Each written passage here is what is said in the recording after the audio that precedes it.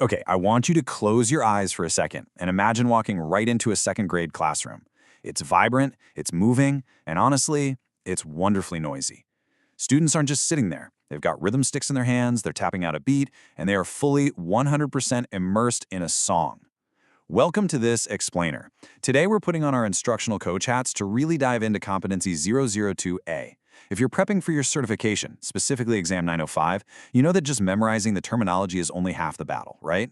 The real test, and honestly the real joy of teaching, is translating those concepts into a classroom where kids actually thrive.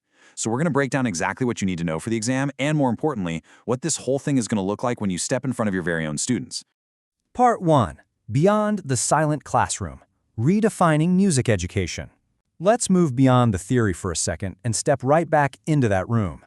So, we're going to start by totally challenging this old school idea of a silent, passive music classroom where the teacher just kind of talks at the students. I mean, think back to your own days in school for a minute.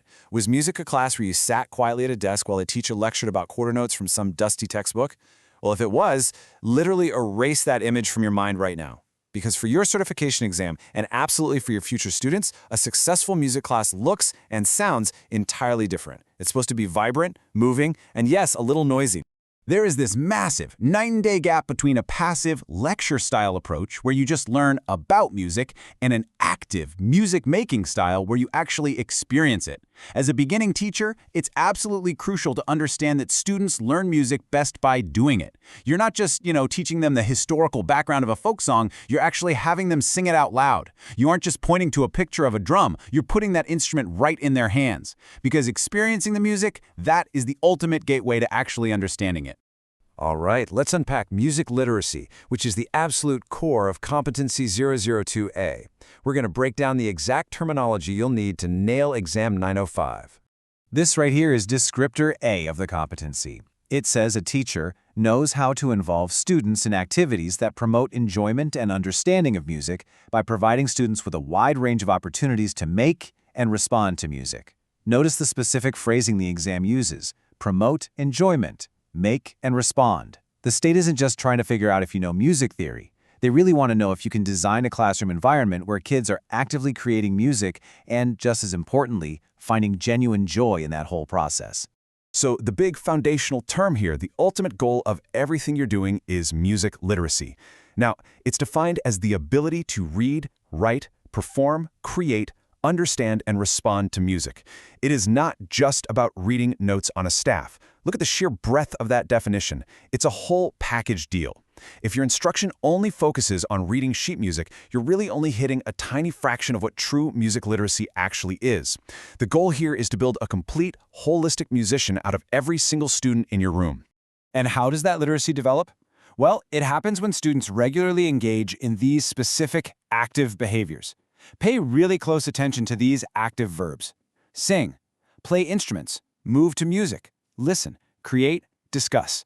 Seriously, when you're planning a lesson, or even when you're just staring down a tricky multiple-choice question on your exam, actively look for these action words.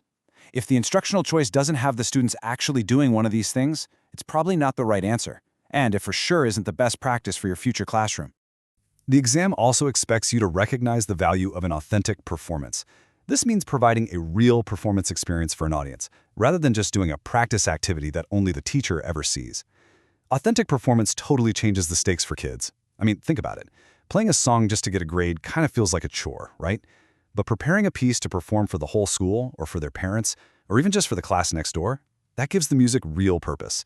It validates all their hard work and completely mirrors how music actually exists out in the real world. Furthermore, students have to interact with music from all sorts of cultures and styles through what we call a musical response. This just means communicating thoughts, feelings, or evaluations about music through discussion, writing, movement, or artistic expression. And this is such a beautiful part of teaching. It means that after listening to a piece, maybe it's a classical symphony, or maybe it's a high-energy West African drum circle, you give students the space to say, hey, this made me feel joyful, or wow, the tempo felt really frantic. They can express that verbally, or by drawing a picture, or even just by moving around. It's the best way for you to know they are truly internalizing what they hear. Okay, moving on to theory into classroom practice. What it looks like in action. We've got the theory down. Now let's see this in a concrete second grade scenario. Watch how a highly effective teacher intentionally layers skills. Step 1. Learn and sing a folk song while discussing its meaning. Step 2. Identify the steady beat and add rhythm instruments. Step 3. Perform the song during a school assembly. Put yourself in the shoes of that teacher for a second. You don't just toss out the instruments on day 1 and expect a perfect symphony, right? In that first step, you're grounding them in the melody and the story. They're singing, they're talking about it. Then, step 2, you layer in the physical part by finding the beat and bringing in those instruments. And finally, step 3, you give them that authentic school assembly performance. They are making music, responding to it, and performing it. This sequence is exactly what the exam is looking for.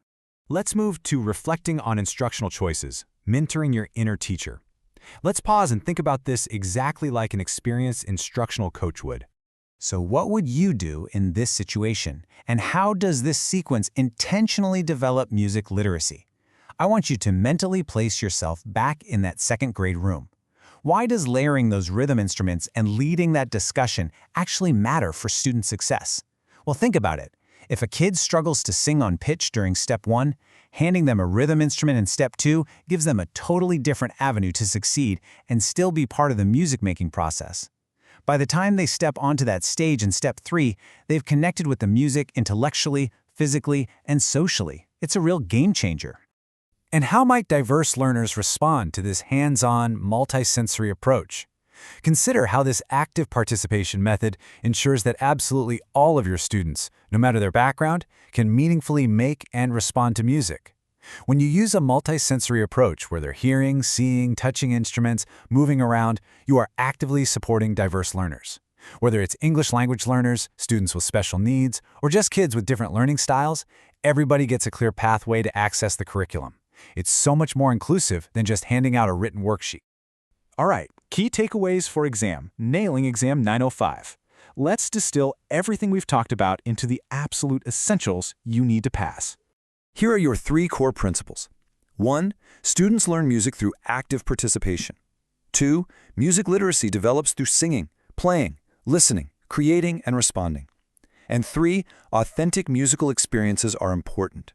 You need to memorize these guys because exam 905 absolutely expects you to recognize that music instruction has to be active, engaging, and meaningful.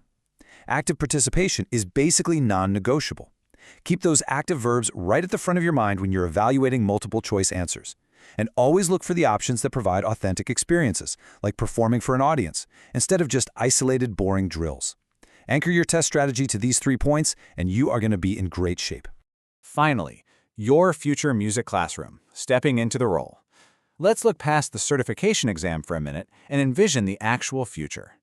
How will you ensure your classroom is a vibrant place of active music making rather than passive listening? Because honestly, passing the test is just the beginning. The real reward is the incredible environment you're about to build for your kids. Take this question with you today and commit to being the kind of educator who literally makes music come alive.